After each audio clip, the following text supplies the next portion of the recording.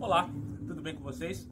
Estamos com mais um dia de leitura do livro Uma Vida com Propósitos e hoje a gente está lendo o dia de número 21. Então, gostaria que vocês acompanhassem comigo. Protegendo sua igreja. Efésios capítulo 4, versículo 3. Vocês estão unidos na paz por meio do Espírito. Portanto, esforcem-se para continuar unidos desse modo. Acima de tudo, deixem que o amor dirija a vida de vocês, porque assim toda a igreja permanecerá unida em perfeita harmonia. Colossenses capítulo 3, verso 14. É sua função proteger a unidade de sua igreja.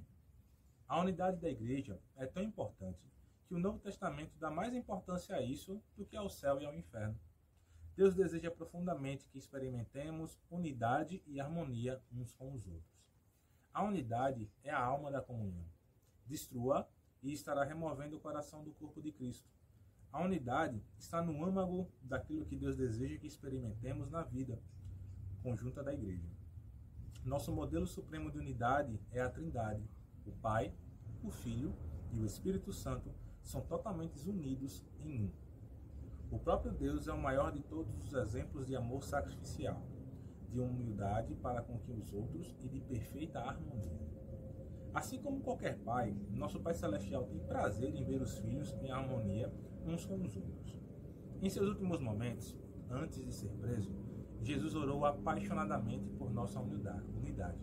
João capítulo 17, dos versos 20 a 23.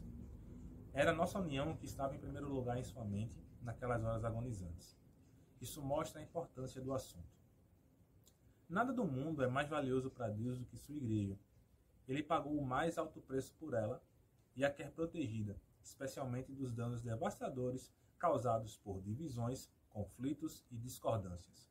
Se você faz parte da família de Deus, é sua responsabilidade proteger a unidade da comunidade em quem congrega.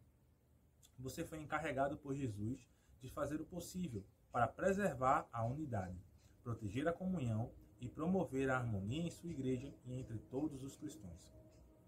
A Bíblia diz: façam todo o esforço para conservar a unidade do Espírito pelo vínculo da paz. Efésios capítulo 4, versículo 3.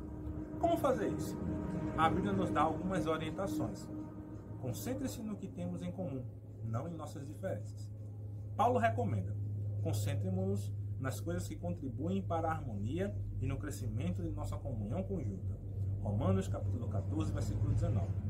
Como fiéis, compartilhamos um Senhor, um corpo, um propósito, um Pai, um Espírito, uma esperança, uma fé, um batismo e um amor. Romanos 10, 12, capítulo 12, 4 e 5, 1 Coríntios capítulo 1, versículo 10, 8, versículo 6, 12, versículo 13, Efésios capítulo 4, versículo 4 e 5, Filipenses capítulo 2, versículo 10. Partilhamos a mesma salvação, a mesma vida e o mesmo futuro. Fatores muito importantes que as diferenças que poderíamos enumerar. É neles que devemos nos concentrar, não em nossas diferenças pessoais. Lembre-se que foi Deus quem escolheu nos dar diferentes personalidades, formações, raças e preferências. Logo, devemos apreciar essas diferenças, não simplesmente tolerá-las. Deus deseja unidade, não uniformidade. Mas para o bem da unidade, não devemos permitir que as nossas diferenças, em circunstância alguma, nos separem. Precisamos nos manter concentrados no que mais importa. Aprender a amar uns aos outros como Cristo nos amou e cumprir os 5 propósitos de Deus para cada um de nós e para a sua igreja. O conflito é normalmente sinal de que o foco foi desviado para questões menos importantes, que a Bíblia chama de assuntos controvertidos. Romanos 14, 1 e 2 Timóteo capítulo 2, verso 23. Quando nos concentramos em personalidades, preferências, interpretações, estilos ou métodos, a divisão sempre acontece. Mas se nos concentrarmos em amar uns aos outros e em cumprir os propósitos de Deus, alcançaremos a harmonia. Paulo implora por isso. Irmãos, em nome de nosso Senhor Jesus Cristo, suplico a todos vocês que concordem uns com os outros no que falam, para que não haja divisões entre vocês. Antes, que todos estejam unidos num só pensamento e num só parecer. 1 Coríntios capítulo 1, versículo 10. Seja realista em suas expectativas. Agora que você descobriu como Deus quer que seja a verdadeira comunhão, é fácil ficar desanimado pela disparidade entre o ideal e a realidade presenciada em sua igreja. Você deve amar apaixonadamente a igreja, apesar das imperfeições que ela tem. Ansiar pelo ideal enquanto critica o real é evidência de imaturidade. Em contrapartida, conformar-se com o real sem lutar pelo ideal é complacência. A maturidade está em conviver com essa tensão. Outros fiéis irão decepcioná-lo e desiludi-lo, mas isso não é desculpa para deixar de ter comunhão com eles. Eles são sua família, mesmo quando não agem como tal, e você não pode simplesmente abandoná-los. Em vez disso, Deus nos orienta. Sejam pacientes uns com os outros, fazendo concessões às faltas uns dos outros, por causa do amor que é em vocês. Efésios capítulo 4, versículo 2. As pessoas ficam desiludidas com a igreja local por muitas razões compreensíveis. A lista pode ser bastante longa. Conflitos, mágoas, hipocrisia, negligência, mesquinharias, legalismo e outros pecados. Em vez de ficarmos abalados e surpresos, devemos recordar que a igreja é constituída de pecadores de verdade, entre os quais nos incluímos. Por sermos pecadores, magoamos uns aos outros, às vezes intencionalmente e às vezes sem querer. Mas em vez de deixar a igreja, precisamos ficar ali e tentar de alguma forma solucionar o que for possível. A reconciliação não há evasão. É a estrada para um caráter mais forte e para uma comunhão mais profunda. Divorciar-se da igreja ao primeiro sinal de decepção ou desilusão indica imaturidade. Deus tem coisas que quer ensinar a você e aos outros também. Além do mais, não há igreja perfeita para onde você possa escapar. Toda igreja tem fraquezas e problemas, e você logo ficará desapontado novamente. Groucho Marx ficou famoso por dizer que não gostaria de pertencer a um clube que o aceitasse como sócio. Se uma igreja tiver de ser perfeita para satisfazê-lo, essa mesma perfeição irá impedi-lo de pertencer a ela, porque você não é perfeito. Dietrich Bonhoeffer, ministro alemão martirizado por resistir aos nazistas, escreveu um clássico sobre a convivência na igreja, Vida em Comunhão. Nesse livro, ele sugere que a desilusão com a igreja local é algo bom, porque destrói nossas falsas expectativas de perfeição. Quanto mais cedo desistirmos da ilusão de que a igreja deve ser perfeita para que a amemos, mais cedo deixaremos de fingir e admitiremos que somos todos imperfeitos e precisamos da graça divina. Esse é o início da verdadeira comunidade. Toda igreja deveria fixar uma placa: proibida a entrada de pessoas perfeitas. Este é um lugar somente para os que admitem ser pecadores, carecem da graça e desejam crescer. Bonhoeffer disse: aquele que ama seu sonho de uma comunidade mais que a comunidade cristã em si, torna-se destruidor desta. Se não dermos graças diariamente pela comunidade da qual fazemos parte, mesmo quando não há nenhuma grande experiência, nenhuma riqueza a ser descoberta, mas apenas muita fraqueza, pouca fé e dificuldades. E se ao contrário, continuamos nos queixando do que tudo é desprezível e insignificante, estamos impedindo que Deus permita que a nossa comunidade cresça. Prefiro incentivar a criticar. É sempre mais fácil ficar de lado e atirar pedras naqueles que estão servindo a Deus, que se envolver e contribuir. Deus nos adverte repetidamente que não critiquemos, comparemos ou julguemos uns aos outros. Mateus 5,9, Romanos 14,13, Efésios 4,29, Tiago 4,11 e 5,9. Criticar o trabalho que um outro irmão está fazendo pela fé e com sincera convicção é interferir nos assuntos de Deus. Que direito você tem de criticar o servo de alguém? Somente Deus pode decidir se ele está fazendo o que é certo. Romanos 14, versículo 4. Paulo acrescenta que não devemos julgar nem desprezar irmãos com convicções distintas das nossas. Por que você critica as ações de seu irmão? Porque tenta fazer com que ele pareça pequeno. Todos seremos julgados um dia, não com base nos padrões uns dos outros, nem mesmo por nossos próprios padrões, mas pelo julgamento de Deus. Romanos capítulo 14, versículo 10.